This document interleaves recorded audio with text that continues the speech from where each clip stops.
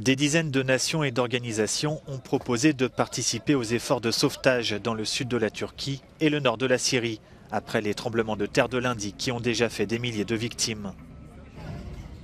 L'Union européenne a activé son mécanisme de protection.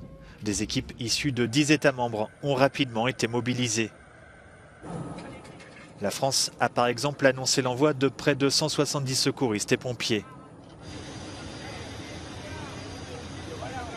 Le président russe Vladimir Poutine a également indiqué envoyer des secouristes dans les deux pays après des entretiens avec ses homologues Recep Tayyip Erdogan et Bachar al-Assad.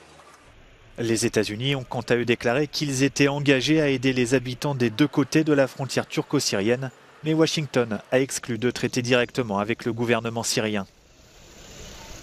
La Grèce a pour sa part promis de mettre à disposition toutes ses forces pour aider la Turquie par l'intermédiaire de son Premier ministre Kyriakos Mitsotakis, et ce, malgré des tensions diplomatiques entre Athènes et Ankara. Le Premier ministre israélien Benjamin Netanyahou a aussi annoncé aider la Turquie et la Syrie, mais Damas, qui n'entretient pas de relations officielles avec Israël, a démenti. Une quinzaine d'autres pays, dont l'Ukraine, ont également promis de l'aide, alors que les recherches de survivants dans les décombres se poursuivent.